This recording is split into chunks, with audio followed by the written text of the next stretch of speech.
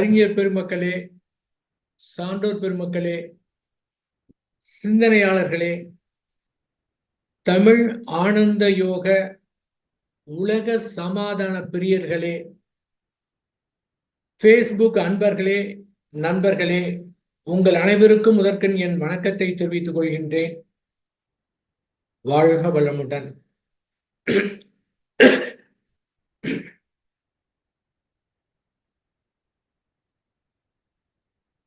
வள்ளலார் அவர்கள் முதலாம் திருமுறையிலே முற்றிலுமாக முருக கடவுளை பற்றி பாடியிருக்கின்றார்.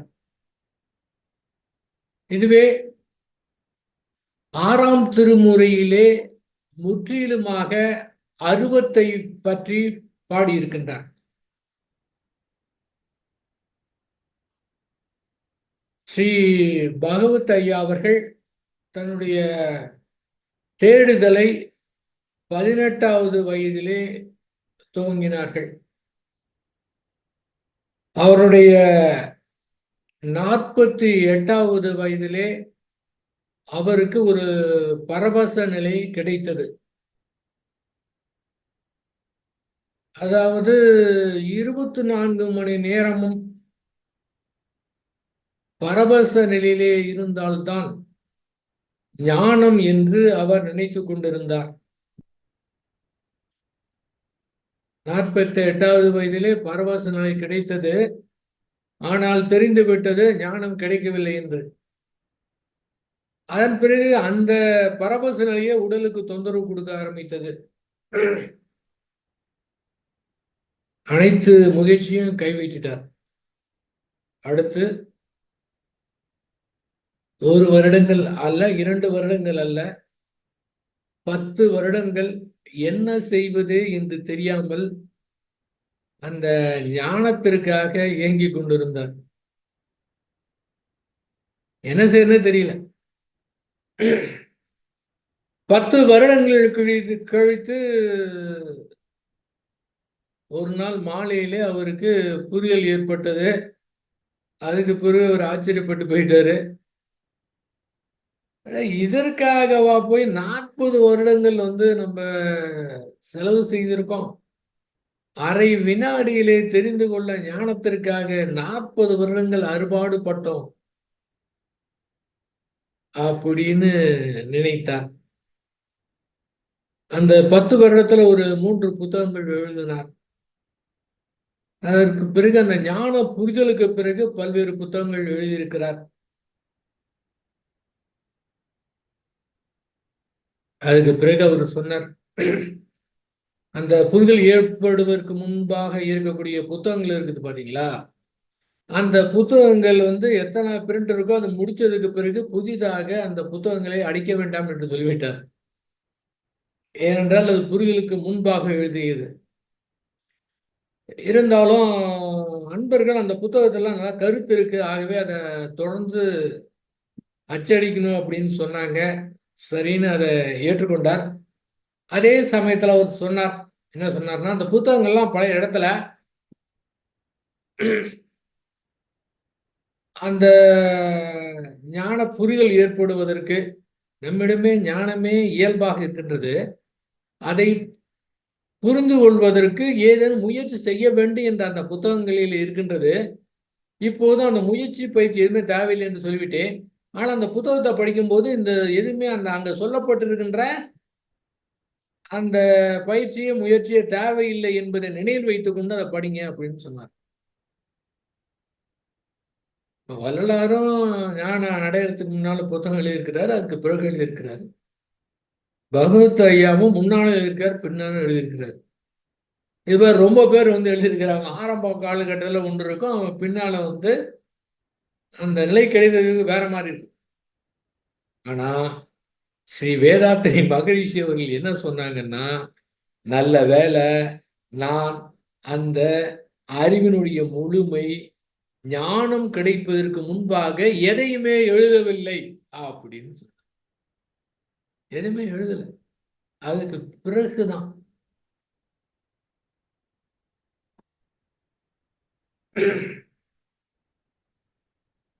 இதுல கூட மிக அற்புதமான ஒரு விஷயம் இருக்குது, ஆச்சரியமா இருக்கு. ஆனா இந்த மாதிரிலாம் லட்சத்துல ஒருத்தர், கோடியில ஒருத்தருக்கு தான் கிடைக்குங்க. என்னவென்றால், ஸ்ரீ வேதாத்திரி மகரிஷி அவங்க என்ன சொல்றாங்க, நான் பக்தி யோகத்திலே இருக்கும்போது இன்ப ஊற்றாய் நிறைந்த இறைவா என்று சொன்னதற்கும், அந்த அறிவினுடைய முழுமை ஞானம் கிடைத்ததற்கு பிறகு இன்ப ஊற்றாய் நிறைந்த இறைவா என்று சொன்னதுக்கும் இரண்டுக்குமே வித்தியாசம் இல்லைங்கிறார். இதுதான் ஆச்சரியமானது. எப்படி எடுத்த எடுப்புலயே அந்த அந்த ஒரு ஆழ்ந்த பக்தியிலே அந்த இருக்கும்போது அப்பவே அவருக்கு அந்த அந்த பக்தியில அந்த இறைவன் நினைக்கும் போதே இவருக்கு அந்த ஞானத்துல இருந்து என்ன கிடைக்குமோ அது எல்லாமே கிடைச்சிருச்சு. இது வந்து ரேர், எல்லாருக்குமே கிடைக்காது. பக்திங்கிறது வேற, ஞானங்கிறது வேற. அந்த லெவல் வேற, இந்த லெவல் வேற. ஆனா அவருக்கு ரெண்டுமே ஒண்ணாந்து இருக்குது. அதுதான் பெரிய அற்புதமானது. அதன் காரணமா தான் அவருக்கு வந்து உலகத்துக்கு மக்களுக்கு அத்தனை பேருக்கும் கொடுக்கக்கூடிய வல்லமையும் ஒரு தளராத மன உறுதியும் அவருக்கு ஏற்பட்டதுன்னா எடுத்த எடுப்புல அவருக்கு கிடைத்த காரணத்தினாலதான்.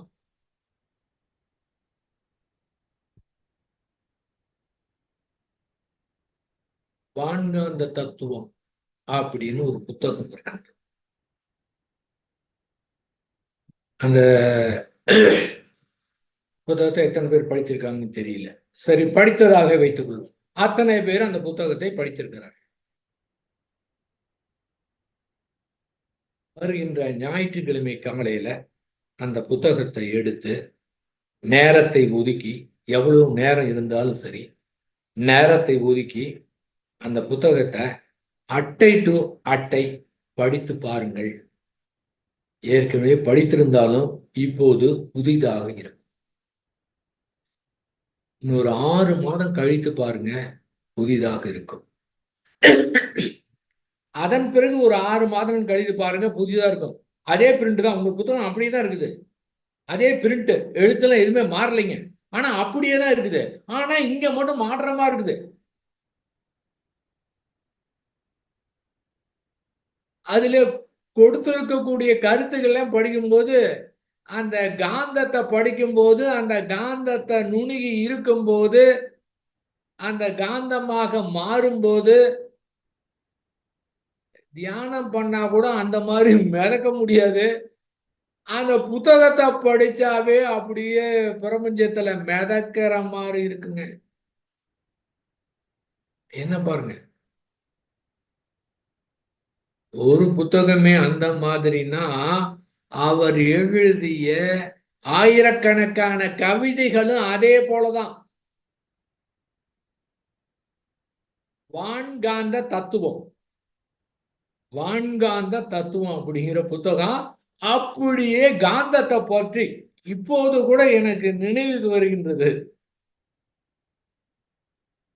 ஒரு அகத்தாய்விலே காந்த தத்துவத்தை பற்றி பேசும்போது அன்றைக்கு என்ன பேசணும் இப்ப நினைவில்லை. அப்படியே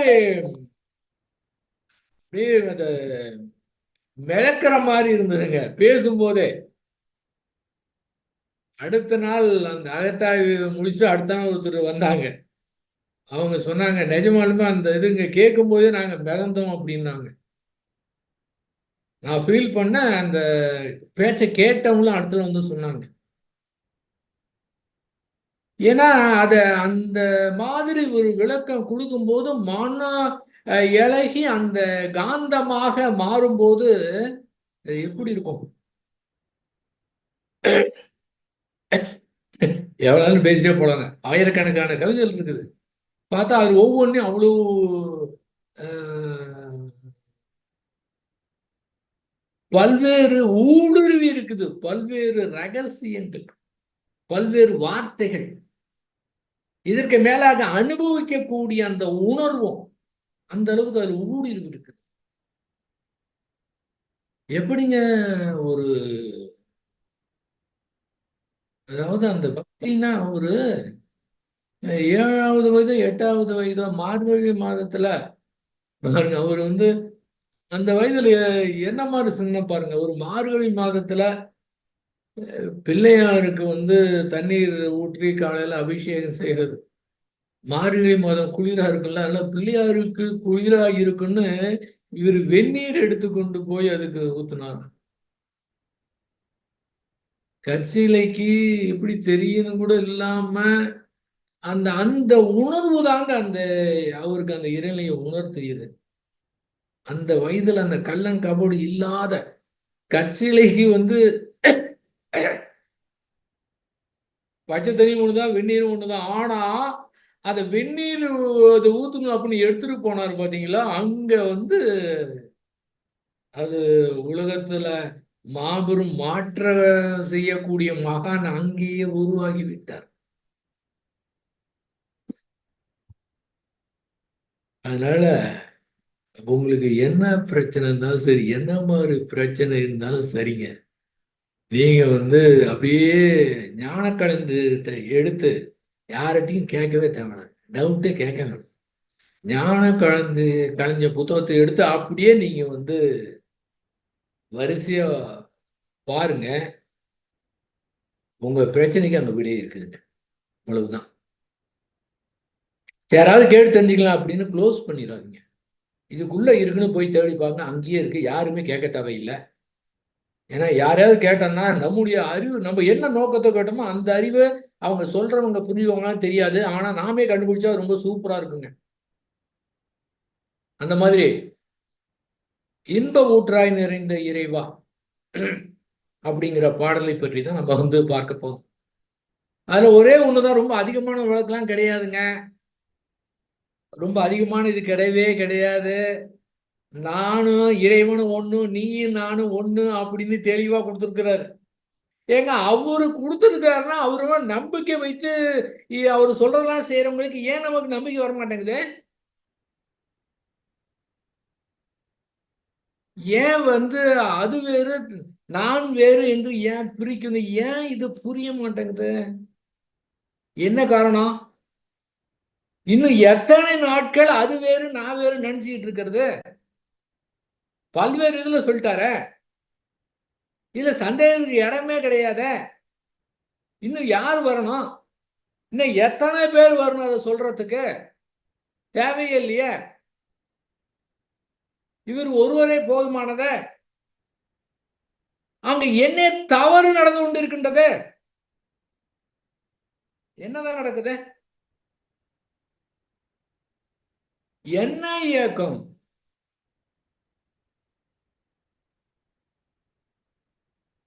உலக மக்கள் மேல என்ன அன்பு?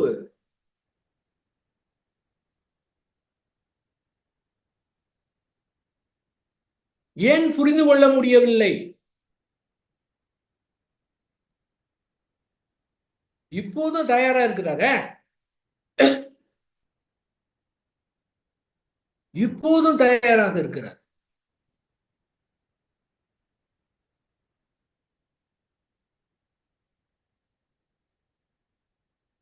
தயவு செய்து புரிந்து கொள்ளுங்கள். மேடை பேச்செல்லாம் பேசுறதுக்கு நான் வரல.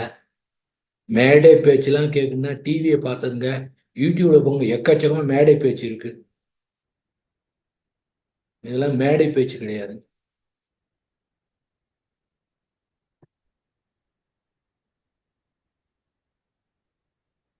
புரிபவர்களுக்கு புரியட்டும்.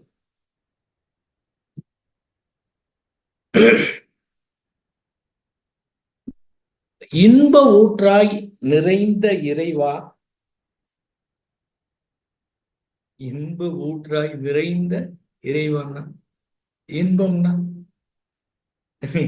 இன்பம்னா இந்த 5 புலன்கள் மூலம் அனுபவிக்கக்கூடிய இன்பம் அல்லங்க.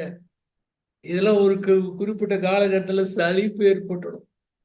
அந்த பரவச நிலையே சலிப்பு ஏற்படுது. இந்த புலன் இன்பம் சலிப்பு ஏற்படுதா என்ன? இங்கே இவரு சொல்லக்கூடியது இந்த இன்பம் அல்ல. 5 புலன்கள் மூலம் அனுபவிக்கக்கூடிய இன்பம் கிடையாதுங்க. இன்பமே வேற மாதிரி, இதுல வேற ஊற்று மானியம். எங்க ஊற்று நாங்க தொடர்ந்து வந்து கொண்டு இருக்குதுங்க. இதுல இந்த கவிதைக்கு பேரே பேரின்ப ஊற்று. இன்பம் கூட இல்ல, பேரின்ப ஊற்று.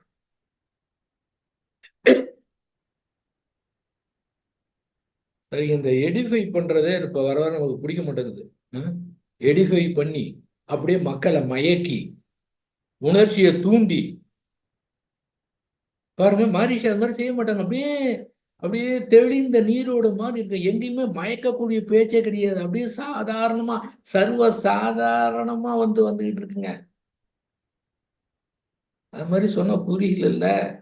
அதுக்குதான் அவரை எடிஃபை பண்ண வேண்டியிருக்கு, வேற வழி கிடையாது. அது அவருடைய பாணி. என்னுடைய பாணி அவரை பத்தி எடிஃபை பண்ணணும், அப்படியே ஊடுருவணும் அவருடைய இது. அந்த எந்த மாதிரி ஏக்கத்தோடு இருக்கிறார், எங்க தயாராக இருக்கிறார், எப்ப கொடுக்கலான்னு ஏக்கத்தோடு இருக்கிறார், அதை புரிய வைக்கணும். அதனால எடுவி பண்ண வேணாம் நினைத்தால் அது அது தன்னை அறியாமல் வந்து விடுகிறது. ஒண்ணுமே பண்ண முடியல. அப்ப பேரின்ப ஊற்று. அப்ப இன்ப ஊற்றாக கூட இல்ல, பேரின்ப ஊற்றாக நிறைந்த இறைவா. நிறைந்தனா எல்லா இடத்துலயும், அதை தவிர வேற எங்கேயுமே எதுவுமே கிடையாது. இந்த பூமியா இருக்கட்டும், பிரபஞ்சமா இருக்கட்டும், எல்லாமே அதை தவிர எதுவுமே கிடையாது. இன்ப ஊற்றாய் நிறைந்த இறைவா, எங்கும் இன்ப ஊற்றாய் பெருகும் இறைவா. நிறையறது மட்டும் இல்லைங்க, அப்போ ஊற்றுனா என்ன, அது பெருகும். அந்த பெருகும் இறைவா. இப்ப அதாவது மகரிஷ பேசும்போது சொல்லுவாங்க, இந்த கடவுள் இறைவன் அப்படிங்கிற வார்த்தையை பேசுறதுக்கு எனக்கு பயமா இருக்குது. ஏன் அப்படின்னா, நானு அந்த கடவுள் இறை அப்படிங்கிற வார்த்தையை நான் எந்த நிலையில சொல்றேன், ஆனா கேட்கிறவங்க நிஜமாகவே இறைவன் கடவுள் அப்படின்னா என்ன வார்த்தையை எடுத்துக்குவாங்க, வேற மாதிரிதான் எடுத்துக்குவாங்க. அதனால அந்த வார்த்தையை சொல்றதுக்கு எனக்கு பயமா இருக்குன்னு சொல்றாருன்னா அவர் எப்படி இருக்கும் பாருங்க. அப்ப பெருகும் இறைவா, அன்பு ஊற்றாய். இன்ப ஊற்று. இன்ப ஊற்று அப்படின்னா நம்ம மட்டும் வேணா என்ஜாய் பண்ணிக்கலாம், ஏன்னா பேசிக்கிட்டே இருக்கலாம். அவங்களாம் அது அந்த போயிட்டு அந்த நிலைக்கு போய் மனுஷனுடைய அருமையை புரிந்து உயிர் கலப்பை பெற்று அது ஏங்கி அப்படி வினாடி நேரத்தில் அவருக்கு கனெக்ஷன் கொடுத்ததுக்கு பிறகுதான் அந்த இன்ப ஊற்று என்னன்னு தெரியும். இது இன்ப ஊற்று. அன்பு ஊற்றுனா என்ன, அன்பு ஊற்றுனா தான் பெற்ற அத்துணை பேருக்குமே அது கிடைக்கணும். கிடைக்கிறது மட்டும் இல்ல, தன்னை விட தன்னுடைய சீடர்கள் தன்னை விட மேல வரணும், தன்னை விட அதிகமாக உலக சமாதானத்துக்கு பாடுபடணும், அன்பாக இருக்கணும், யாருக்கு துன்பம் தரக்கூடாது, துன்பப்படுகளுக்கு தன்னால் ஆன உதவி செய்து அவருடைய துன்பத்தை போக்கணும். அப்படின்னா அந்த இறைவன் அன்பு ஊற்றாக இருந்தாதான், உணர்ந்தாதான் அது நம்மிடத்திலே இயல்பாக இருக்கும். அன்பு ஊற்றாய் பெருகும் இறைவா, அதாவது அன்பு ஊற்றாய் தோற்றங்கள் அனைத்துக்குள்ளும் அறிவாய். அன்பு ஊற்றாய் தோற்றங்கள் அனைத்துக்குள்ளும் அறிவாய், இன்ப ஊற்றாய் பெருகும் இறைவா. அனைத்துலையுமே என்னென்ன தோற்றங்கள் இருக்கு, தோற்றங்கள் அனைத்துக்குள்ள இருக்கக்கூடியது அறிவு. அதான் சொன்னாங்க, அஞ்சுவதேன் துணிந்துரைப்போம் அறிவேதான் தெய்வம். அறிவில்லாத இடமே கிடையாது, எல்லாமே அறிவாக இருக்கின்றது. எல்லா தோற்றங்கள் அனைத்துக்குள்ளரும் அறிவா இருக்கக்கூடிய அதுவேதான். அதுதான் இன்ப ஊற்றாய் பெருகும் இறைவா அப்படின்னு சொல்றாங்க. உணர்ச்சியாய் சிந்தனையாய் உள்ளதே அறிவென்று உணர்ந்திருந்தேன் பல நாள். உணர்ச்சியாக சிந்தனையாக இந்த உள்ளத்துல இருக்கு, பல்வேறு சிந்தனைகள் ஏற்படுகின்றன, பல்வேறு உணர்ச்சிகள் ஏற்படுகின்றன. இதுதான் அறிவு அப்படின்னு நான் பல நாள் நினைச்சுக்கிட்டு இருந்தேன். இப்ப நம்ம நினைச்சிட்டு இருக்கிற மாதிரி மனதுல என்ன தோணுது? பல்வேறு சிந்தனை தோணுது, பல்வேறு உணர்ச்சிகள் தோணுது. இதுதான் அறிவுன்னு நினைச்சுக்கிட்டு இருக்கோம். அதுவும் இயற்கை அது கொடுத்திருக்கின்றது. ஒரு பாடல குறிப்பிட்டிருப்பாங்க, என்ன அறிய ஆயிரம் எண்ணங்கள் என்னுளத்தே எழுகின்ற விந்தையினை யார் அறிவார், யார் அறிவார்? என்ன அறிய எண்ணுவதற்கே அரிதான விஷயமா இருக்கிற எண்ணங்கள் ஒன்று ரெண்டு இல்ல, ஆயிரம் ஆயிரம் எண்ணங்கள் எண்ணுளத்தே எழுகின்ற விந்தையினை யார் அறிவார், யார் அறிவார்? என்ன அழகு, என்ன எண்ணங்கள்! அப்படியே மூளையில வரக்கூடியது எல்லாமே இனிமையாக, ஆனந்தமாக, பேரின்ப ஊற்றாக, பேரின்ப கழிப்பாக இருக்குதுன்னா அது என்ன நிலை வந்து பாருங்க. எந்த மாதிரி நிலை இருக்கும்? நம்முடைய உணர்வுகளும் உணர்ச்சிகளும் படுத்தி எடுக்குன்னு சொல்றோம். ஆனால் அவருக்கு வரது எல்லாமே இன்ப ஊற்றாக இருக்கின்றது. உணர்ச்சியாய் சிந்தனையாய் உள்ளதே அறிவென்று உணர்ந்திருந்தேன் பல நாள். அதுதான் அறிவு. அப்படின்னு அதனாலதான் அதனோட போராட்டம் நடத்திக்கிட்டு துன்பப்பட்டுக்கிட்டு ரொம்ப கஷ்டப்பட்டுக்கிட்டு இருக்கோம். மேலும் உண்மை விளங்க, மேலும் அதுக்கு பிறகுதான் தெரிஞ்சது அந்த உண்மை விளக்கம் தெரியும் போது, உணர்ச்சிக்கு முன்னம் விண்ணில் ஒழுங்காற்றலாய் விளங்கும் உனது திருநிலையும் அறிவே என உணர்ந்தேன். இங்க இருக்கிறது மட்டும்தான் நினைச்சிட்டு இருந்தேன். ஆனா அதற்கு முன்பாக இந்த பிரபஞ்சம் முழுவதும் ஒரு ஒழுங்குமுறையோடு ஒழுங்காற்றலாய் விளங்கும் உனது திருநிலையும் அறிவே. நம்ம சுத்த வெளிதான் அறிவு என்பது அதுக்கு பிறகுதான் வந்து தெரிந்தது. ஏனென்றால் எல்லா இடத்திலும் அறிவு இருக்கின்றது, அதுதான் அற்புதமாக நடத்தி கொண்டிருக்கின்றது, எல்லா இடத்துலையும் சிறப்பாக நடக்குது, ஒரு ஒழுங்குமுறையும் நடக்கின்றது. அந்த இயற்கைக்கு மேல எதுவுமே வந்து கிடையாது. என்ன வேணா நம்ம பேசிக்கிட்டே இருக்கலாம். ஏன் இந்த மாதிரி அமைச்சிருக்காங்க, இப்படி இருக்கு அப்படி இருக்கு, இந்த மாதிரி வச்சிருக்கலாம் அந்த மாதிரி வச்சிருக்கலாம் அப்படிங்கிறது கிடையவே கிடையாதுங்க. நீங்க எப்படி பார்த்தாலும் சரி, எந்த மாதிரி பார்த்தாலும் சரி, எப்படி பார்த்தாலும் சரி, அது கரெக்டா ஒழுங்கா இருக்குங்க. அது கரெக்டா தான் இருக்குதுங்க. இப்படி இருந்தா அப்படி இருந்தாலும் கிடையவே கிடையாது. துல்லியமாக அங்க சான்ஸே கிடையாதுங்க. அந்த அளவுக்கு மிக அற்புதமா நடக்குது. அப்படின்னா எல்லா இடத்துலயும் அறிவா இருக்கக்கூடிய காரணத்தினாலே, அதன் காரணத்தினாலே செயல் விளைவு தத்துவமாக வரக்கூடியதே அந்த இறைநிலை தான். அதனாலதான் அவ்வளவு சிறப்பா இருக்குது.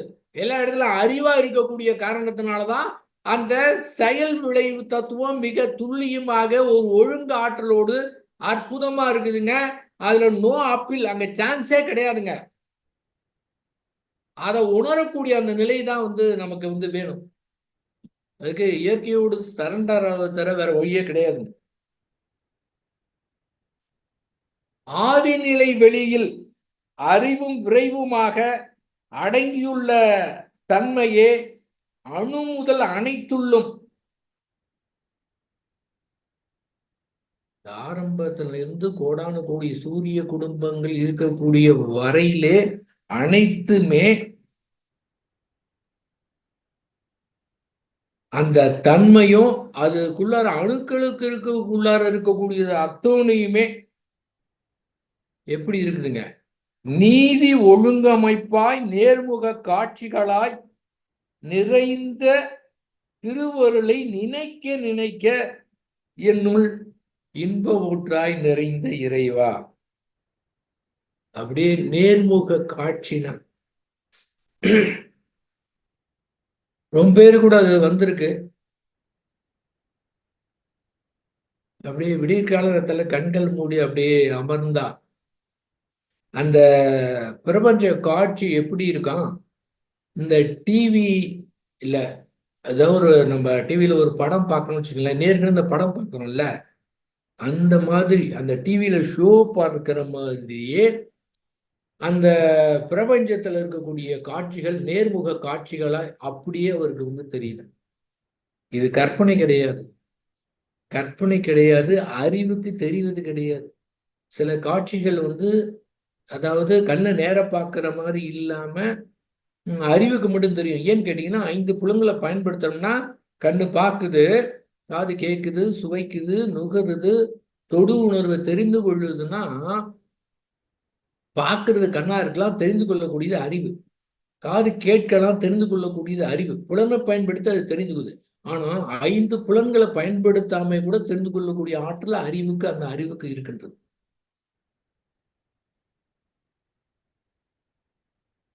அதாவது அறிவுக்கு அது தெரியும். அதாவது அந்த இதை 5 புலனை யூஸ் பண்ணாம. ஆனா இவருக்கு எப்படின்னா அது மாதிரி தெரிந்து கூட டிவியில ஷோ பார்க்குற மாதிரி வந்து அப்படியே அந்த காட்சிகள் வந்து அப்படியே தெரியும். அந்த மாதிரி இருக்கும்போது உடல்நிலை எப்படி இருக்குன்னு கொஞ்சம் நினைத்து பாருங்க. போக கூட வேணாம், கற்பனை பண்ணா கூட அந்த உணர்வு உடலிலே கிடைத்துவிடும்.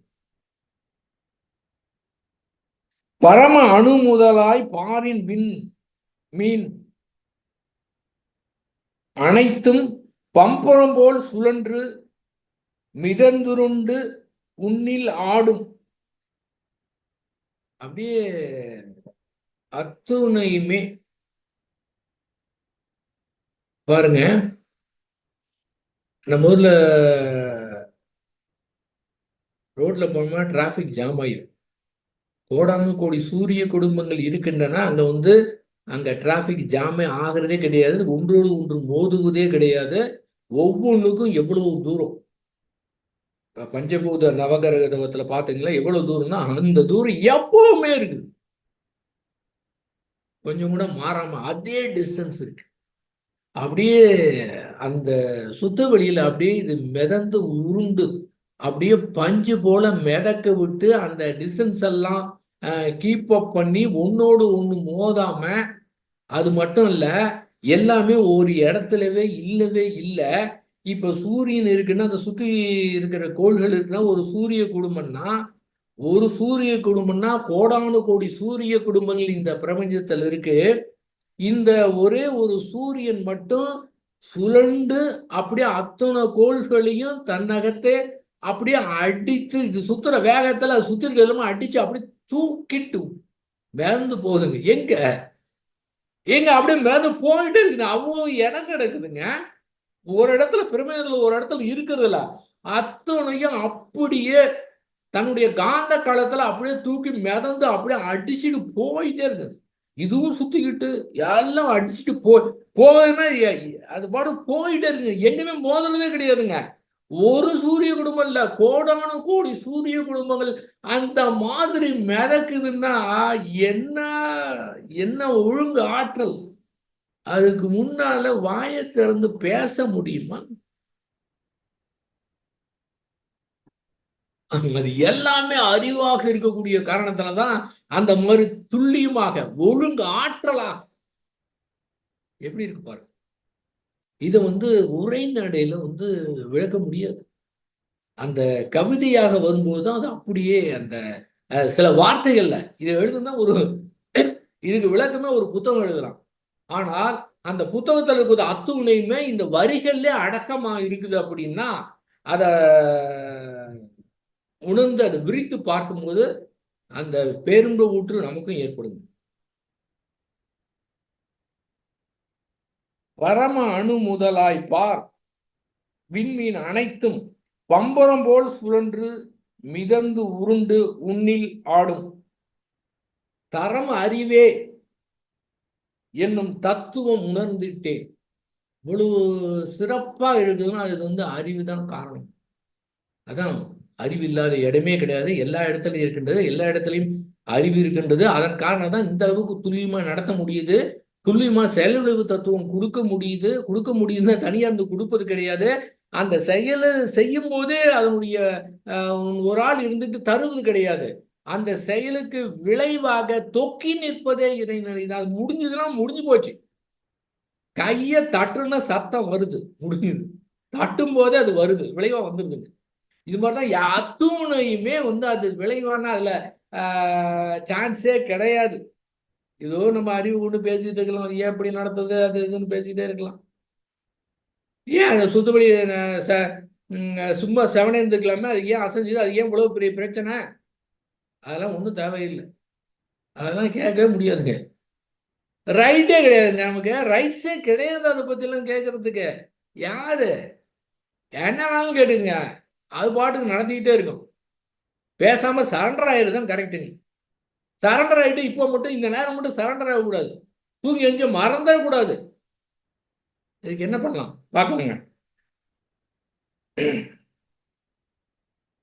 தரம் அறிவே எனும் தத்துவம் உணர்ந்திட்டேன், தற்பரனாக உன்னை என்னுள் உணர உணரப்பெற்றேன். தற்பரன், அந்த பரமே தானாக இருப்பதாக உன்னை என்னுள் உணரப் பெற்றேன். எப்படி எத்தனை மகான்கள் இதுவரை தோணி இருக்கிறாங்க, அத்தனை பேரும் சொல்லி இருக்கிறாங்க. அங்க இருக்கிறது இங்க இருக்கிறது, அண்டத்தில் இருக்கிறதாம் பிண்டத்திலே இருக்கின்றது, அங்க என்ன இருக்கின்றதோ அப்படியே இங்கே இருக்கின்றது, அந்த சுத்த வழிதான் இங்கே அறிவாக இருக்கின்றது, அதுவே தான் இங்கே இருக்கின்றது. The other end of your mind is the காட்னு மகரிஷி அவங்க சொல்லியிருக்கிறாங்க. அப்படி பார்க்கும்போது இப்ப நாமே தெய்வமா தானே இருக்கிறோம். தெய்வம் தெய்வமா இருக்குன்னு சொல்றீங்க, இங்க நடைமுறை வாழ்க்கையில படக்கூடிய கஷ்டம் என்ன கஷ்டம்? ஏங்க தெய்வம் கஷ்டப்படுமா? அந்த சுத்த வெளியே தன்னைத்தானே ரசிப்பதற்காக எடுக்கப்பட்ட ஒரு உருவம் தான் மனிதன். அப்படின்னா ஏன் கஷ்டப்படுறான்? கஷ்டப்படுறதுக்காக பிறந்திருக்கிறாங்க. நம்முடைய அறிவின் காரணமாக, அறிவு சரியாக தெரிந்து கொள்ளாத காரணத்தினாலே தவிர, இயற்கை சட்டத்தை தெரிந்து கொள்ளாத காரணத்தினால, செயல் விளைவு தத்துவத்தை புரிந்து கொள்ளாத காரணத்தினால, வேதாத்திரி மகிழ்ச்சிகளை புரிந்து கொள்ளாத காரணத்தினால, தத்துவத்தை புரிந்து கொள்ளாத காரணத்தினால, என்ன சொல்றது, அதன் காரணமா தவிர இல்லைன்னா சத்தியமாக உண்மையா அதுதான். அது மட்டும் முடிஞ்சுட்டா உங்களுக்கு வாங்கல பிரச்சனையே சிக்கலை ஏற்படுறதுக்கு வாய்ப்பே கிடையாது. எதுவுமே பிரச்சனையே தெரியாதுங்க, துன்பமாவே தெரியாது. ஏன்னா எல்லாமே ஒண்ணுதான், எல்லாமே இன்பம் துன்பம் எல்லாம் ஒண்ணுதான், எல்லாம் நடத்தணும், எல்லாமே கரெக்டா தான் நடத்த அப்படிங்கிறப்ப அங்க தப்பு கண்டுபிடித்து வாய்ப்பே கிடையாது. அதனால பாதிச்சா தானே உங்களுக்கு அது கஷ்டமா தெரியும். என்ன மாதிரி ஏற்பட்டாலும் சரி, என்ன துன்ப உணர்வு ஏற்பட்டாலும் சரி, என்ன மாதிரி செயல் ஏற்பட்டாலும் சரி, இங்கே மாற்றம் கிடையாது. அகத்தை பொறுத்தவரை அந்த மாற்றம் கிடையாது. துன்பப்படல, எப்படி இருந்தாலும் வரல அப்படிங்கிறப்ப இதை எடுத்துக்கிற முறை தானே இருக்குது. ஒரு ஆள் ஒரு சாதாரணமா எடுத்துக்குவார் ஒரு துன்பத்தை, இன்னொருத்தர் பெரிதா எடுத்துக்குவாங்க. இங்க எடுத்துக்கொள்ள முறைதான். அப்ப ஞானிகளை பொறுத்தவரை எப்படி எடுத்துக்கிறாங்க, அத்துணையுமே இறைவனுடைய திரு விளையாட்டாக எடுத்துக்கிறாங்க. இதுவரை ஞானியுடைய அனைத்து ஞானியும் எடுத்து பாருங்க, எல்லா ஞானியர்களுமே சுகபோகத்திலிருந்து இதுவரை ஞானம் அடைந்ததாக சரித்திரமே கிடையாதுங்க. அத்தனை பேரும் படாத பாடுபட்டு கஷ்டப்பட்டு ரொம்ப முயற்சி செய்து ஒரு குறிப்பிட்ட காலகட்டத்தில் அத்தனையும் செய்து பார்த்துவிட்டு தோற்று போய் எதுவுமே செய்யாத நிலையில் தான் அவர்கள் எங்கே சேர வேண்டுமோ அந்த இடத்தை, எந்த இடத்துக்கு போக வேண்டுமோ அந்த இடத்தை அடைந்திருக்கின்றார்கள். இயற்கை அந்த மாதிரி கொடுத்து கொண்டு வருது. அப்ப உன்னை என்னுள் உணர பெற்றேன். இதுக்கு என்னதான் பண்றது? நான் முன்பே கூட சொல்லியிருக்கேன், மகரிஷி சமயத்துல பயங்கரமா ஜோக் அடிப்பார், சமயத்துல கடிச்சோ கூட அடிப்பார். அந்த ஆள் இருக்கிற 500 பேரும் சிரிப்பாங்க. நான் சுத்தி பார்ப்பேன், நான் மட்டும் சிரிக்கவே மாட்டேன், ரொம்ப சீரியஸா இருப்பேன். அது சரி, நீங்க அடைஞ்சிட்டீங்க, இதெல்லாம் ஒண்ணுமே கிடையாது, சர்வ சாதாரணமானது, பிரம்ம ஞானம் ஒண்ணுமே கிடையாது, இந்த சமைக்கிறத விட ஈஸி பிரம்ம ஞானம், எல்லாம் பேசிக்கிட்டே இருப்பீங்க. இதெல்லாம் அடைஞ்சதுக்கு பிறகு என்ன வேணாலும் பேசலாம், கிடைச்சதுக்கு பிறகு என்ன வேணாலும் பேசலாம். ஆனா அதுக்குள்ள நீங்க படுற பாடு எங்களுக்குள்ள தெரியும் அப்படின்னு நான் சிரிக்க கூட மாட்டேன். பாருங்க, அது வந்ததுக்கு பிறகுதான் தெரியுது அது எவ்வளவு எளிதாக இருக்கின்றதுன்னு வந்ததுக்கு பிறகுதான் தெரியும். அப்ப உன்னிலே நான் அடங்க என்னுள்ளே நீ விளங்க. பஞ்சுக்குள்ளார தண்ணி, ஒரு தண்ணிக்குள்ளார பஞ்சு போட்டிருக்கிறாங்க. தண்ணிக்குள்ளார பஞ்சு இருக்கு, பஞ்சுக்குள்ளார தண்ணி இருக்கு. ரெண்டுமே ஒண்ணுதான். நம்ம எங்க இருக்கோம்? நாமே பிரபஞ்சத்தில் தான் இருக்கிறோம். இந்த பிரபஞ்சம் என்ன பிரம்மாண்டமா இருக்கு? பிரம்மாண்டம் தான். நிச்சயமாக பிரபஞ்சம் பிரம்மாண்டமாக தான் இருக்கின்றது. அதே சமயத்துல அதே பிரபஞ்சம் சாதாரணமாவும் இருக்குது. அதே பிரபஞ்சம் பிரம்மாண்டமாவும் இருக்குது. அதே பிரபஞ்சம் சர்வ சாதாரணமாவும் இருக்கின்றது. என்னவென்றால், ஏன்னா அந்த பிரபஞ்சத்துல தாங்க நாம மிதந்து உருண்டுகிட்டு இருக்கோம். அதே பிரபஞ்சத்துல தான் நாம் மிதந்து உருண்டு கொண்டிருக்கின்றோம். அந்த தண்ணிக்குள்ளார பஞ்சு, பஞ்சுக்குள்ள தண்ணி மாதிரி உன்னிலே நான் அடங்க, என்னுள்ளே நீ விளங்க. உன்னிலே நான் அடங்க அப்படின்னா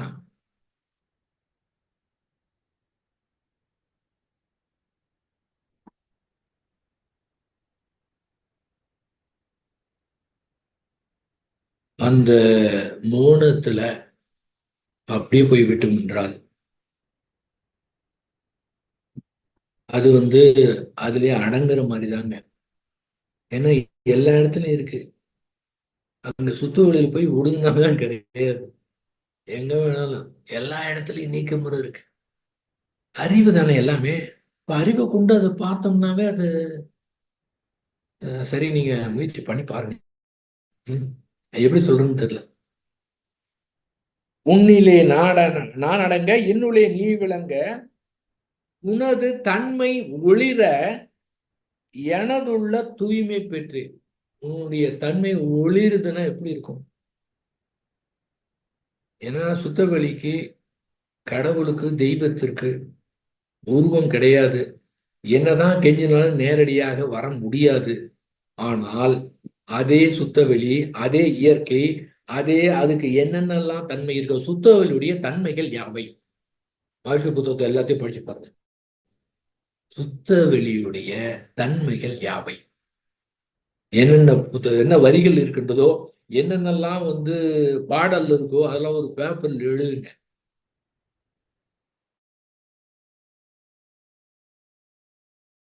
இடத்திலே இருக்கின்றது. நேருக்கு நேர், நேருக்கு நேர். கடவுளுக்கு உருவம் கிடையாது, அதை பார்க்க முடியாது. ஆனால் அந்த தன்மை என்னவோ அத்துணை தன்மையுமே ஸ்ரீ வேதாத்திரி மகரிஷி இடத்திலே இருக்கின்றது. அதனாலதான் உனது தன்மை ஒளிர எனது உள்ளம் தூய்மை பெற்றேன். இன்னும் வேறு என்ன வேண்டும்? இப்பேறு பெற்ற பின்னர் எடுத்த மனித பிறப்பு எய்தியதே முழுமை. மனித பிறப்புடைய நோக்கம் அந்த அறிவினுடைய முழுமை. இன்னும் வேறு என்ன வேணும்? வேற ஒண்ணுமே தேவையில்லை. ரொம்ப நிறைவாக மகரிஷியெல்லாம் எப்பவுமே சொல்லிட்டாங்க, நான் நிறைவாக இருக்கின்றேன், எனக்கு வேண்டியது எதுவுமே கிடையாது. எதுவுமே கிடையாதுன்னா ஒண்ணுமே இல்லை. எனக்கு வேண்டியது எதுவுமே கிடையாது. நான் எதற்காக இருக்கின்றேன் என்றால், என்னை பயன்படுத்தி கொண்டு எத்துணை பேர் அறிவிலே முழுமை பெறுகிறார்களோ அவர்கள் முழுமை பெறட்டும். அதற்காகத்தான் நான் என்னுடைய ஆயுளை ஒவ்வொரு வருடமாக நீட்டித்துக் கொண்டிருக்கின்றேன்.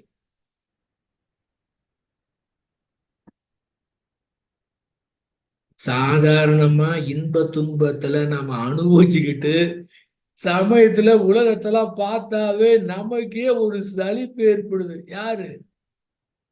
சாதாரணமா இருக்கிற மனிதர்களுக்கே இந்த உலக வாழ்க்கை சலிப்பா இருக்குதுன்னா, தெளிவாக அறிவிலே முழுமை பெற்று இதெல்லாம் பார்க்கும்போது இந்த மாதிரி அறியாமல் இருக்கிறாங்களே, இவங்கெல்லாம் எப்படி கொண்டு வருவது? என்ன மாதிரி இருக்குது? எல்லாம் எப்படி செய்யறாங்க? தன்னோடு உயிர் கலப்பு பெற்றவங்க கூட ஏனமா செஞ்சிட்டு இருக்கிறாங்க. அதெல்லாம் பாக்குறப்ப சலிப்பு வராது? என்ன போலான்னு தோணாது? தோணல. ஏன்? அந்த அன்பு ஊற்றா இருக்கக்கூடிய காரணத்தினால, அந்த தன்மை ஒழுகின்ற காரணத்தினால, அத்துணை பேரும் அறிவிலே முழுமை பெற வேண்டிய காரணத்தினாலதான் அந்த மாதிரி சொன்னாங்க.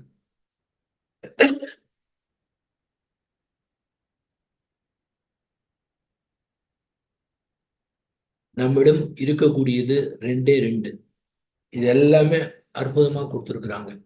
இதுக்கெல்லாம் ஏங்கணும்னு வச்சுக்கோங்க, என்ன ஆகும்? இது சாதாரணமா ஒரு கிடையாதுங்க. என்ன பண்ணலாங்க? பிராக்டிக்கலா பார்க்கலாம். இந்த மாதிரி எந்த மாதிரி இதை விட அற்புதமாக எந்த மாதிரி எதிர்காலத்திலேயோ இப்போதோ அல்லது இதுவரை நீங்க இதை விட அற்புதமான பரவசனை அனுபவித்திருந்தாலும் சரி, இப்போது அந்த நிலையில இருந்தாலும் சரி, எதிர்காலத்திலே இது போல எது வந்தாலும் சரி, தயவு செய்து புரிந்து கொள்ள வேண்டும், இது அத்துணையுமே அனுபவங்கள் தான். எல்லாமே அனுபவங்கள் தான். இதற்கு மயங்கி விடவே கூடாது. இந்த மயங்குற காரணத்தினாலதான் உலகத்துல தப்பே நடக்குதுங்க. நான் ஏன் அதை எடிஃபை பண்ணக்கூடாது, எடிஃபை பண்ணி பேசக்கூடாதுன்னு எனக்கு திரும்ப திரும்ப வந்துகிட்டு இருக்குது. அதையும் நான் மீறி பேசுறேன். என்னன்னு கேட்டீங்கன்னா, அந்த எடிஃபை பண்ணி பேசும்போது எல்லாம் கேட்கும்போது மயங்குது, அடையணும் அடையணும் அப்படிங்கிறது என்ன ஏற்பட்டு அது தப்பி தவறி கிடைத்து விட்டதென்றால் இதன் காரணமாக தன்னை பெரிய ஆளாக நினைத்து கொண்டு ஆணவம் தான் ஏற்படுவதற்கு வாய்ப்பு அதிகமா இருக்கு. இந்த அத்துணையும் அனுபவங்கள், எல்லாமே அனுபவம் தான். இந்த அனுபவத்துக்கும் ஞானத்துக்கும் சம்பந்தமே கிடையாது. அப்புறம் எதுக்கு இதெல்லாம் எழுதியிருக்காரு? எழுதியிருக்காரு, இந்த இந்த பாட்டு முழு பொருள் புரிஞ்சிருச்சுன்னா, நிஜமா புரிஞ்சிச்சுன்னா யாரும் இதுக்கு மயங்கவே மாட்டாங்க. ஏன்? சர்வசாதாரணமா இருக்குதுங்க. எல்லாமே சர்வசாதாரணமா இருக்குது. எல்லார் இடத்துல இருக்குது. எல்லா மனிதனிடத்துல இருக்கின்றது. ஜட பொருள் இருக்குது. எல்லா இடத்துல இருக்குது. எல்லா இடத்துலயும் அறிவா இருக்குது. அப்படிங்கும் போது ஏன் தன்னை மட்டும் வேற மாதிரி தனி ஆளா பெரிய ஆளா நினைக்கிறதுக்கு சான்ஸே கிடையாத? நிஜமா புரிஞ்சிருச்சுன்னா, சரியா புரியலன்னா தானே இங்க சிக்கலை ஏற்படுகிறது. கொஞ்சம் ஜாக்கிரதையா இருக்குங்க. நம்ம விட எக்கச்சக்கமான வச்சிருக்கிறாங்க. அற்புதமான நிலையெல்லாம் அடைஞ்சிருக்கிறாங்க. இப்ப கூட சைலண்டா வெளியில தெரியாம எத்தனையோ பேர் இருந்துகிட்டு என்னமோ பண்ணிட்டு இருக்கிறாங்க. வேதாத்திரி மகர்ஷி என்னென்னமோ பண்ணிட்டு இருக்காருங்க. சூக்குமா வெளியில தெரியாம, வெளியே தெரியக்கூடாது என யாரும் அவரை கண்டுபிடிக்கலாம் முடியாதுங்க. சாதாரணமா அவரை கண்டுபிடிக்க முடியாது.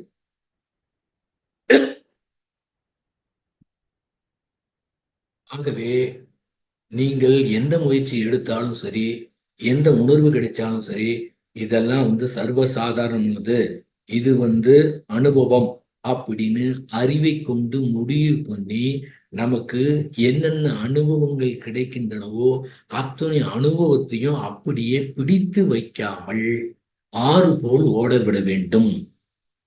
புகழ், பொருள், புலன் இன்பம், இந்த இதுல பந்தம் கொள்ளாமல் அப்படியே விடணும். பந்தம் கொள்ளக்கூடாதுன்னு டெய்லி சங்கல்பம்லாம் செய்ய வேண்டிய அவசியமே கிடையாது. இந்த மாதிரி இருக்கக்கூடாது அப்படிலாம் கிடையாது. என்ன வேணா அனுபவிச்சுக்கோங்க. ஆனால் பந்தம் இல்லாமல் இருக்க வேண்டும்னா என்ன ரீசன்னா, மனதுல வரக்கூடிய உணர்வுகளை எதையுமே பிடித்து வைக்காமல் அப்படியே விட்டுடணும். ஆறு போன ஓட விட்டுடணும். மனதை பொறுத்தவரை செய்யறதுக்கு எதுவுமே கிடையாது, ஒண்ணுமே கிடையாது. அது தெய்வீகமான உணர்வு கிடைச்சாலும் சரி, நான் உலகத்தையே மாற்ற போறேன் அப்படின்னு ஒரு உணர்வு உங்களுக்கு ஏற்படுது. 1.5 மணி நேரம் கழிச்சு ஒரு சாக்கடையான ஒரு எண்ணம் வருது.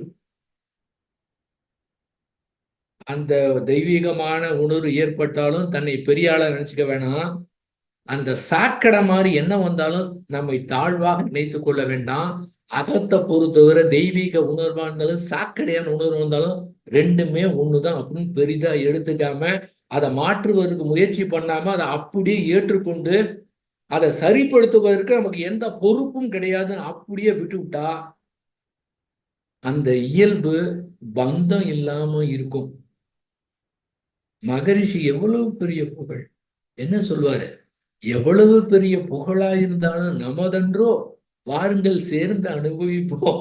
ஏங்க, அவங்க ஒத்த ஒத்த ஒரே ஒரு ஆளால தாங்க அத்தனையுமே கோடானு கோடி மனிதர்கள மாற்றம் ஏற்படுத்தியது. ஆனா அவர் என்ன சொல்றாரு, அத்தனை புகழும் நம்மதான், வாங்க சேர்ந்து அனுபவிக்கலாம்னு சொன்னாருன்னா அதை எடுத்துக்கவே இல்லையே, பெருசா எடுத்துக்கவே இல்லையே.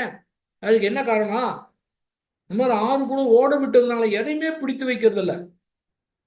எதுவுமே பந்தமே இருக்கக்கூடாது. பந்தம் இருக்குன்னா இது தத்துவமா பந்தம் இருக்கக்கூடாது, பந்தம் இருக்கக்கூடாது பேசிட்டு இருக்கக்கூடாதுங்க. இயல்பா தான் வரணுங்க. அப்ப எந்த உணர்வுமே பிடித்து வைக்காம அப்படியே விட்டுட்டோம்னா அதுக்கு என்ன பண்ணுங்க, ஒண்ணுமே பண்ண வேணாங்க.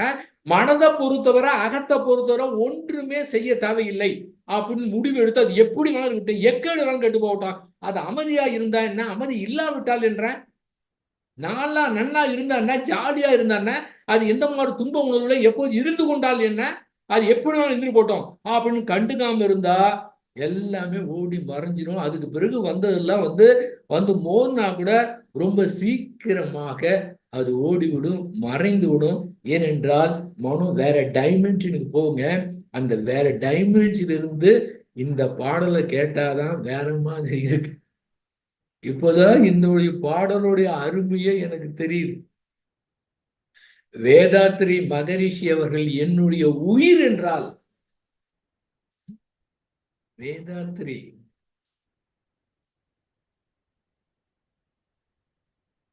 மகரிஷி என்னுடைய உயிர் என்றால், ஸ்ரீ பகவத் ஐயா வந்ததுக்கு பிறகு வேதாத்ரி மகரிஷி என்னுடைய உயிரிலும் உயிரினும் உயிர்.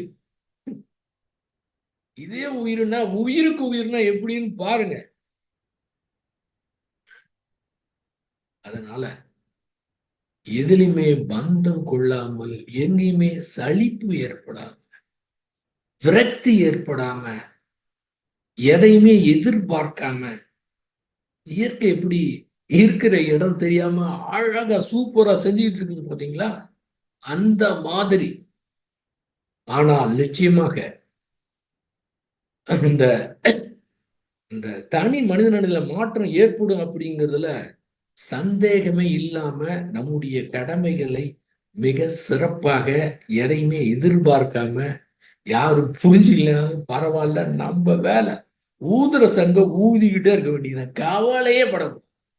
யாருமே தேவையில்லை, எதையுமே யாருமே கேட்கவே தேவையில்லை, சைலண்டாவே பண்ண முடியும். அதனால அந்த தெளிவான வேதாத்திரியத்தை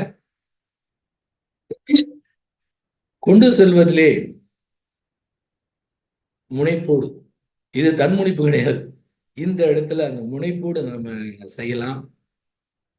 அந்த போரில்லா நல்லுலகம் வர வேண்டும் என்றால் அந்த தனி மனிதர்கள் அப்படியே அந்த இன்பம் ஊற்றும், அந்த ஒரு பேரின்ப கழிப்பும், அந்த வெறுமையா இருக்கக்கூடியது என்ன அனுபவிச்சாலும் ஒண்ணுமே கிடையாது. அந்த மாதிரி வெறுமையான ஒரு உணர்வு நிச்சயமா கிடைக்கும். எதையுமே பிடித்து வைக்காம இருந்தா, மன உணர்வுகள் எது செய்யவில்லை என்றால் அது கிடைக்கும். அந்த நபர்கள் மூலம்தான் பெரிய பெரிய ஒரு மாற்றத்தை ஒரே பேரு 1000 பேர் 5000 பேருக்கு அந்த மாதிரி விரிந்து கொடுக்க முடியும். அது நம்ம அறியாமே கொடுக்குறோம். நாம இதை மட்டும் செஞ்சா போதும், மீதி அது தானாகவே பார்த்து கொள்ளும். அதுதான் இயற்கை.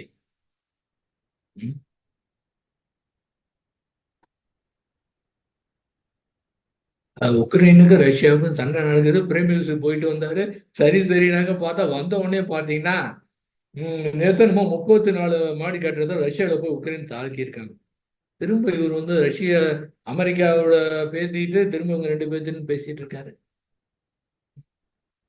அதுக்குள்ள ஈரான் இஸ்ரேல் மேல ஒரு கோபத்துல இருக்கு. லெபனான் ஒரு அமைப்பு, இந்த ஹமாஸ் மாதிரி இன்னொரு, அதாவது பாருங்க, இந்த தீவிரவாத இயக்கத்துக்கு ஈரான் கவர்மெண்டே சப்போர்ட் பண்ணுது. ஒரு கவர்மெண்டே தீவிரவாத இயக்கத்துக்கு சப்போர்ட் பண்ணா அங்க மக்களுடைய மனநலம் எப்படி இருக்கும்? அது மாதிரிதான் பட்டுதான் புத்தி வரும்னா என்ன பண்றது பாரு மாதிரி. அது மாதிரி பட்டு தான் திருந்தனா சொன்னா கேட்க மாட்டீங்க. பட்டு தான் தின்ன, மீதி இருக்கிற மக்களாவது உழுந்த வாழ்நாள்ல அப்படின்னு சொல்லுவாங்க. அதனால இயற்கை அப்படிதான் நடத்தி கொண்டிருக்கின்றது. இருந்தாலும் அந்த தனி மனிதனுடைய அந்த புத்தர் கண்ட வெறுமையான மனதுக்குள்ள ஒண்ணு பார்த்தாங்க, ஒண்ணுமே கிடையாது. அதாவது ஆசையே துன்பத்துக்கு காரணம்னா அது மாதிரி இல்ல. அங்க ஆசையே இல்லாத மனதை பார்த்தாரு. அந்த மனது நம்ம கிட்ட இருக்குதுங்க, இயல்பா இருக்குதுங்க. இறைவனாவே தான் நாம இருக்கிறோம் என்று புரிந்து கொண்டா அந்த உள்ள தூய்மை தானா நடந்துருங்க. எந்த விதமான முயற்சியும் செய்ய தேவையில்லை. சொன்னார் பாத்தீங்களா, அந்த உள்ள தூய்மை பெற்றேன் அப்படின்னு. நான் உள்ள தூய்மை அடைந்து எப்ப போய் அடையிறது அத? ஏங்க, எப்பங்க டெய்லி துவைச்சு துவைச்சு துவைச்சு போட்டா அழுக்காகிட்டு தான் கிடக்குது. எப்ப தூய்மை பெற்று அங்க போய் அடையிறது? அங்க போய் அடைஞ்சிட்டா தூய்மை தானா வந்துருங்க. அதை புரிஞ்சுக்கணுங்க. அதை புரிந்து கொள்வதுதான் பல்வேறு இதுல சொல்லும்போது இப்ப இருக்கிற டெக்னாலஜி என்னன்னு கேட்டீங்கன்னா, மன உணர்வுகளை எதிர்த்து எதுவுமே செய்ய வேணாம், அப்படியே முழுமையாக ஏற்றுக்கொள்ளுங்கள். அப்புறம் வேற நிலை பாருங்க. இதுதாங்க வெறுமையா இருக்கக்கூடிய மனநிலை. அப்பதாங்க அந்த போரில்லா நல்லுலகம் ஏற்படும். அவருக்கு கண்ட கனவு இதன் மூலமா நடக்கும். இல்லைன்னா தடுமாறிக்கிட்டு தடமாறிக்கிட்டு மனதை போராட்டம் நடத்தி கொண்டு, எவ்வளவு பெரிய போராட்டம்? ஒரு போராட்டமும் தேவையில்லைங்க. இங்க போராட்டம்னா மனதை எதிர்த்து போராடுதுன்னா அங்க போராட்டம் ஆரம்பிச்சிருது. ஆனா அது மனதை எதிர்த்து நான் எதுவுமே செய்ய மாட்டேன், அறிவை கொண்டு மனதை சரிப்படுத்த முயற்சி செய்ய மாட்டேன் என்று ஒப்புக்கொண்டு புரிந்து கொண்டு விட்டோம் என்றால் இந்த இடத்துல தான் ஒன்னஸ் கிடைக்குது, ஒருமைத்தன்மை கிடைக்கின்றது. ஒருமைத்தன்மைனா வேற எதுவுமே இல்லாம இருக்கக்கூடியது. சுத்தவெளி எப்படி ஒண்ணுமே இல்லாம இருக்குதோ அதே மாதிரி ஒருமைத்தன்மை கிடைக்கும். இருக்கிறது அப்படியே இயற்கை கரெக்டா அற்புதமா கொடுக்குதுங்க. வேற அது தப்பு பண்றதுக்கு சான்ஸே கிடையாது. அதை போய் கை வைக்கணும். அந்த ஒருமைத்தன்மையோடு வெறுமையான உணர்வோடு இருந்தோம்னா அந்த எத்தனை தனிமனிதர் இருக்கிறாங்களோ அவருடைய கான்செப்ட் சூப்பர். பேசிட்டு இருக்கலாம். தனி மனிதன் குடும்பம் ஊரம்பதி உலகம் நிஜமா அது அந்த தனி மனிதன் எப்படிங்கிறத போய் அதை அப்படியே அவர் என்ன நிலையில சொன்னார்னு பார்க்கணும். சாதாரணமான விஷயம் கிடையாது. அப்போதான் பொருளாதார நல்லுகம் ஏற்படும். போதையில்லா தமிழகம் அங்க சாதாரணமா பேரின்ப ஊற்று இருந்தா இந்த இன்பம்லாம் என்ன ஒரு இன்பங்களா? ஒண்ணுமே கிடையாதுங்க. அந்த இளைஞர்களுக்கு கொஞ்சம் டேஸ்ட்டை கொடுத்து பார்க்கலாம். அந்த சாதாரண ஒரு துளி டேஸ்ட்டுக்கே வாங்கி கிடக்குறாங்கன்னா இந்த மாதிரி டேஸ்ட்டை கொடுத்தா எப்படி இருக்கும்? நம்ம கொடுப்போம்.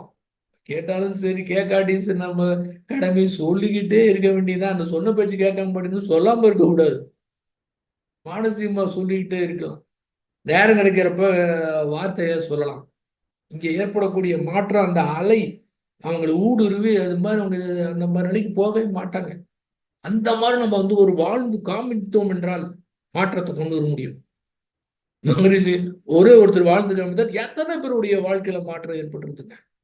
நிஜமா நம்ம செய்யலாங்க, கவலையே படாதீங்க. சூப்பரா இருங்க, ஜாலியா இருங்க. தியானம் பண்ண கூட ஜாலியா தியானம் பண்ணுங்க. சும்மா என்ன தியானம் வரலன்னா நீங்க அங்க போராடிட்டு ஜாலியா தியானம் பண்ணுங்க. ஃப்ரீயா விடுங்க, ஜாலியா விடுங்க. இருக்க பிடிக்காதீங்க, ஜாலியா ஃப்ரீயா இருங்க. தர்ச்சனை பண்ணலாம், அல்ட்டிக்காம பண்ணுங்க. அல்ட்டிக்காம சர்வ சாதாரண பண்ணுங்க. அவர் எப்படி ஓடுது, எப்படி அதுக்கப்புறம் அதெல்லாம் ஒன்றுமே தேவையில்லைங்கிறத புரிந்து கொள்ள முடியுங்க. ஆக அந்த மாதிரி ஒரு மாற்றத்தை ஒரு மகான் அவதாரம் பண்ணியிருக்கிறாருன்னா, எத்தனையோ மகான்கள் இருக்கலாம், எத்தனையோ பேர் இருக்கலாம், எத்தனையோ அமைப்பு வச்சிருக்கலாம், எல்லாமே செஞ்சு கொண்டு இருக்கலாம். இருந்தாலும் இருந்தாலும் எனக்கு தெரிஞ்ச நான் பேச முடியும். ஆனா இதை வச்சுக்கிட்டே சொல்லலாம், எல்லா மகனும் அப்படிதான் இருப்பாங்க. அதனால இருந்தாலும் நமக்கு இவர் கிடைச்சிருக்காருன்னா இவர் முழுமையா பயன்படுத்திக்கணும்ல. அதனால முழுமையா பயன்படுத்தி எல்லா இடத்திலும் இருக்கிறார், எங்கும் நீக்கமா இருந்திருக்கின்றார், எப்பவுமே இருக்கின்றார், ஏக்கத்தோடு இருக்கிறார். நிஜமா நம்ம எந்த மாதிரி ஏக்கத்தோடு இருக்கிறோமோ அதை விட ஏக்கத்தோடு இருக்கிறார். அவ்வளவுதான், கனெக்ஷனே முடிஞ்சிச்சுங்க. அதனால அந்த முறையில இந்த இன்ப ஊற்றாய் இருக்கிறத அது பெருகினாலும் சரி, வந்தாலும் சரி, வராவிட்டாலும் சரி, அது எப்படி இருந்தாலும் சரி, இந்த இதுக்கு கூட ஆசைப்படாம, அனுபவத்துக்கு கூட ஆசைப்படாம, அனுபவம்லாம் ஒண்ணுமே கிடையாது, அந்த நிலைக்கு முன்னால இதெல்லாம் எதுவுமே கிடையாது என்று புரிந்து கொண்டு சிறப்பாக வாழ்க்கை நடத்தி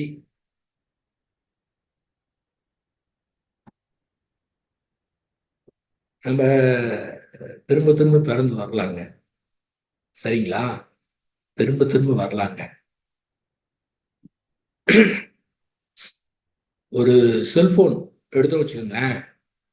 அவங்க வாங்கின சிம்மு போட்ட நாள்ல இருந்து இந்த நாள் வரை அவங்க யார் யாருக்கிட்ட எவ்வளவு நேரம் பேசினாங்க, எத்தனை முறை பேசினாங்க, இன்னும் கூட என்ன பேசினாங்க கூட எடுக்க முடியும். மனிதன் கண்டுபிடிப்பு.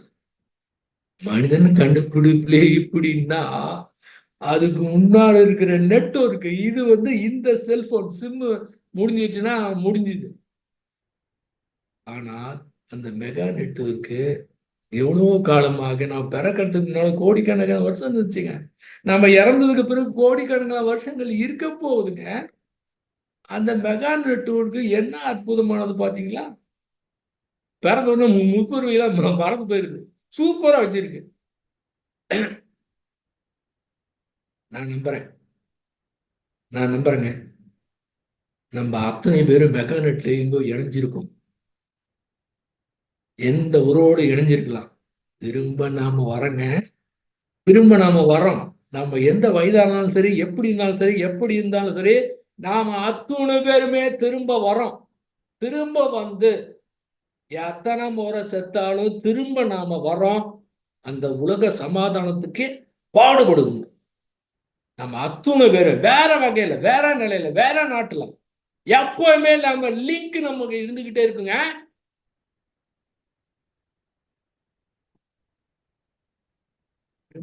சலிச்சுக்காங்க, ஜாலியா இருங்க, இன்பமா இருங்க. ஏங்க பிறந்து இருக்கிறது அதுக்கு தாங்க பிறந்திருக்கிறோம். எதுக்குங்க கஷ்டப்பட்டுக்கிட்டு அப்படியே பிடிச்சு வைக்காம ஆறு போல போயிடுங்க, ஜாலியா இருங்க, ஜாலியா இறந்து போலாம். மரணத்தை என்ன சொல்ல ஒரு பாட்டுல பாருங்க. மரணத்தை பத்தி சொல்லும்போது அந்த அருட்பெருஞ்சோதி என்னை அரவணைக்கும் அந்த பெரு நன்னாளை எதிர்பார்த்து உள்ளேன். என்னங்க மரணம்னா அது கஷ்டமா இல்ல, பயமா இல்ல? என்ன பண்ணாரு அந்த பாட்டுல? அதுதாங்க பாடல். உரைநடை மறந்துடும். அந்த அந்த பாடல் மறக்காது. என்னை அந்த அருட்பெருஞ்சோதி என்னை அரவணைத்துக் கொள்ளும் அந்த பெரு நன்னாளை. அருட்பெருஞ்சோதி என்னை அரவணைத்துக் கொள்ளும் அந்த பெருநாள்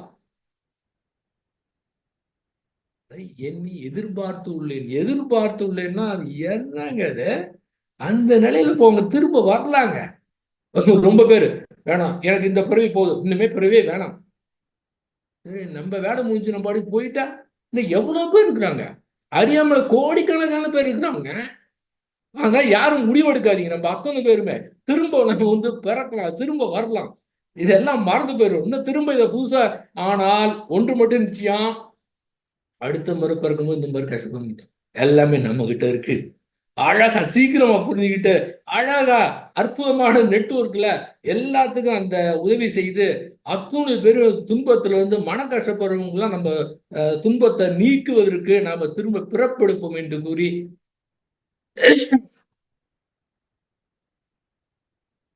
வாய்ப்பளித்த உங்கள் அத்துணை பேருக்கும் இந்த ஒரு நாளை என்ன பொறுத்தவரை திருநாளாக மாற்றிய உங்கள் அத்துணை பேருக்கும் உங்கள்